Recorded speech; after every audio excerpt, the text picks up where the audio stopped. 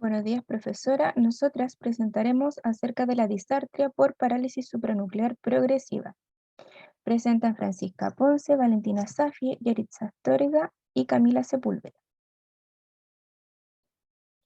Bueno, en la presentación haremos una breve introducción acerca del trabajo, abordaremos tres definiciones de la patología, abordaremos criterios de inclusión y criterios de exclusión. También hablaremos acerca de signos y síntomas clínicos, trastornos de habla asociado, un diagnóstico diferencial, el grado de severidad del trastorno de habla. También presentaremos derivaciones, sugerencias e indicaciones y presentaremos dos preguntas al final de la presentación. Bueno, a modo de introducción, la presente exposición tiene como objetivo exponer e informar acerca de la parálisis supranuclear progresiva como diagnóstico, además de abordar su efecto y repercusión en el habla, ya que a medida que va avanzando esta patología presenta componentes espásticos e hipocinéticos de la disartria. Bueno, la parálisis supranuclear progresiva también es conocida como el síndrome de Still-Richardson, que es un parkinsonismo primario degenerativo de etiología hasta ahora desconocida. Bueno, lo cual involucra un deterioro y muerte gradual de áreas específicas del cerebro.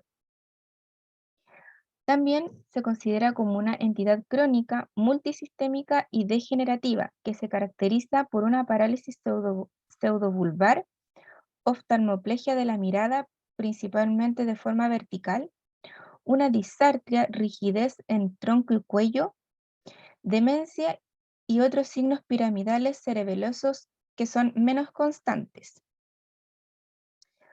Bueno, también agregar que corresponde a una taupatía que se define como un trastorno neurodegenerativo típicamente caracterizado por la parálisis supranuclear de la mirada, como un síndrome rígido asinético axial progresivo, alteración postural temprana con presencia de caídas y alteración de la marcha en sí y demencia. Les voy a hablar ahora sobre los criterios de inclusión y los criterios excluyentes. En los criterios de inclusión debemos considerar que el paciente debe presentar una edad de 40 años o más, ya que si presenta menos a esa edad, deberíamos utilizar otro tipo de criterios. Una cinesia simétrica, la cual consiste en una rigidez de su cuerpo en su parte proximal. Puede presentar una postura normal de su cuello llamado retrocolis, que significa que esté su cuello en una posición como hacia atrás. Una disfagia y una disartria precoz, un comienzo precoz en su deterioro cognitivo, como por ejemplo el paciente podría presentar una apatía, o sea, un desinterés por parte de él, menor fluencia verbal y una imitación a lo que él quiere tratar de hablar, pero no lo hace. En los criterios excluyentes, debemos considerar aquí que estos criterios pueden asemejarse a otro tipo de enfermedad. Entonces aquí hay que estar bastante atentos. Por ejemplo, aquí en los antecedentes de encefalitis, la cual consiste en una inflamación en su cerebro debido a algún tipo de infección, eh, una atrofia frontotemporal, alucinaciones o delirios, y esto no se relacionan con la terapia de dopamina que ellos utilizan, síntomas cerebelosos y prominentes, además pueden presentar algún tipo de trastorno urinario, signos de parkinsonismo, como por ejemplo la bradicinesia, y una enfermedad de Whipple. En los signos y síntomas tenemos el síndrome parkinsoniano, el cual consiste en que el paciente presenta una rigidez extrapiramidal. Esto consiste en tener como muy tenso, muy duro su cuello y el tronco, sobre todo en la parte superior. Bradicinesias, desequilibrios. Normalmente estos pacientes suelen caerse hacia atrás. Una hipomimia facial. Este consiste en que estos pacientes presentan unos ojos demasiado abiertos, que es como un símbolo en ellos. La boca también está como entreabierta, el cual se puede asociar a algún tipo de babeo. Otro signo es oftalmoplegia supranuclear, la cual es el signo más relevante en ellos, y es que su mirada es muy lenta, les cuesta mirar hacia arriba, hacia abajo, el seguimiento con las miradas le cansa, estar mirando de izquierda a derecha, de derecha a izquierda, es muy complicado para ellos. Y el síndrome pseudobulbar, el cual consiste en presentar disfagia, problemas al tragar y disartria. Y algunos de otros síntomas que ellos pueden presentar es insomnio, irritabilidad, sobre todo por los problemas que ellos están pasando. El trastorno del habla asociado es la disartria, la cual se da de forma muy inicial con una combinación de componentes hipocinéticos, espásticos y atáxicos. Los aspectos alterados en el habla se centran en la insuficiencia prosódica, con habla monotonal y monointensa. Hay un acento reducido, frases cortas, tasa del hablante variable, una imprecisión consonántica y descargas rápidas del habla. También se puede dar incremento de la actividad refleja, una disminución del recorrido muscular, del rango muscular, que se da, por ejemplo, en la disartria espástica. Hay una disminución de la velocidad del movimiento de la musculatura velopatina, lingual, labial, mandibular y costodiafragmática, lo cual va a llevar a, por ejemplo, a la hipernasalidad o a la distorsión vocálica. En cuanto a la acústica, su habla se ve caracterizada por la disminución de la velocidad articulatoria y un incremento de las pausas, lo cual esto predomina más en los componentes espásticos por encima de los hipocinéticos. Ya. Como se explicó anteriormente, el diagnóstico de la parálisis supranuclear se debe diferenciar de las patologías de Parkinson, ya que presentan o comparten sintomatología. Por eso se debe hacer un estudio exhaustivo de esto, ver los criterios de exclusión e inclusión. Incluso quisimos hacer la comparación porque se da una disartria similar o a veces se comparten componentes.